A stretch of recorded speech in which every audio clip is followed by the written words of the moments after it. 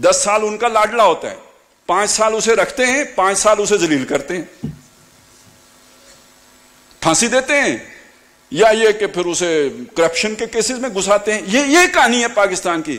اس پاکستان کے ساتھ property dealer مخلص ہوں گے، ملک ریاض مخلص ہوگا. تو پھر چل کیسے گیا؟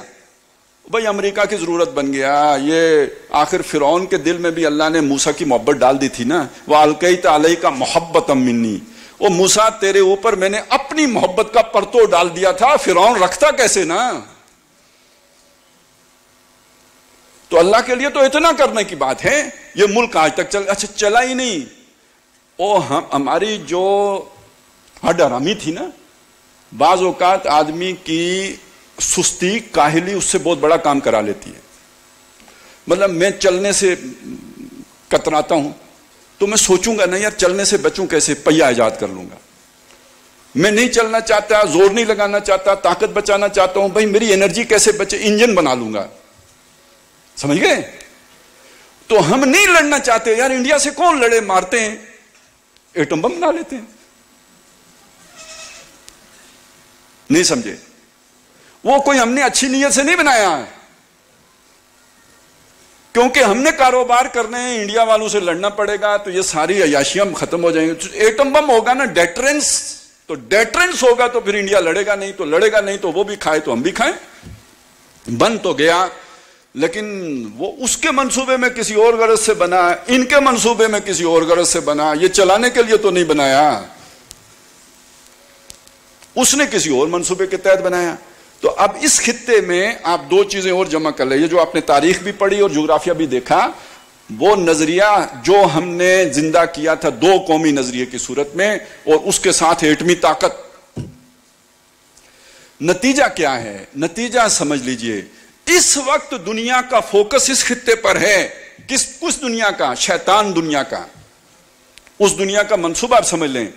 یہ انہیں سمجھ آ گئی ہے کہ ہمارا مادہ پرستانہ نظام دنیا کو ورلڈ آرڈر نہیں دے سکتا. ہمارا مادہ پرستانہ نظام دنیا کو ایک آرڈر تلے جمع نہیں رکھ سکتا. چنانچہ اعلیٰ ترین علمی سطح پہ جو اس وقت کانفلکٹ ہے یا فرکشن ہے، وہ پتہ ہے کیا ہے؟ کہ بھائی دنیا میں لبرلزم ہونا چاہیے. تو اس کا مطلب کیا ہے؟ ریاست کا جبر ختم ہو. یہ یونیورسٹیوں میں بحث ہو رہی ہے. مطلب ہر قانون میرے آزادی کی راہ میں رکاوٹ ہے یا نہیں ہے؟ جو قانون بھی بنے گا آزادی کی راہ میں رکاوٹ ہے یا نہیں؟ تو ایبسولوٹ لبرلزم کیا ہے؟ کوئی قانون نہ ہو. اگر کوئی قانون نہ ہو تو دنیا چل سکتی ہے؟ تو لبرل سوسائٹی ایکسٹریم جس پہ پہنچی ہے وہ یہ ہے کہ اسٹیٹ ہونی ہی نہیں چاہیے. یہ تو طوائف الملوکی کو جنم دے گی. جب آپ اس ایکسٹریم پہ جاتے ہیں تو ذہن دوسری طرف جاتا ہے کہ نہیں یار یہ تو نہیں ہونا چاہیے. تو نہیں ہونا چاہیے تو کیا ہونا چاہیے؟ اب یہاں شیطان آ گیا بیچ میں. اور یہ سمجھ لیں کہ یہ جو ڈیموکریٹک رائٹس کا تصور آیا تھا، یہ شیطان نے مجبوراً انسان کو دیے تھے، خوشی سے نہیں دیے تھے. شیطان کو شخصی حاکمیت پسند ہے. وہ جمہوری حاکمیت اس لیے لے کے آیا تھا کہ یہ محمد رسول اللہ صلی اللہ علیہ وسلم کی روشنی اتنی پھیل گئی تھی کہ خطرہ پیدا ہو گیا تھا کہ شخصی حاکمیت ختم ہو جائے. اس ملوکیت کو بچانے کے لیے وہ یہ ایک نئی آمریت کی شکل لے کے آ گیا تھا. اس نے خوشی سے یہ حقوق نہیں دیے تھے. اب اس نے یہ بھی دیکھ لیا کہ دنیا میں جو کامیاب ترین ماڈل ہے سرمایہ داری کے لیے بھی، وہ چائنا ماڈل ہے.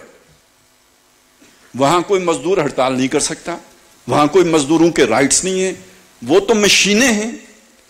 ان کو اس پہ بھی مجبور کیا جا سکتا ہے کہ تم نے بچے کتنے پیدا کرنے ہیں اور کرنے ہیں کہ نہیں کرنے ہیں. یہ کسی ڈیموکریٹک ملک میں آپ سوچ بھی نہیں سکتے. وہ تو ایک مشینی انسان ہے.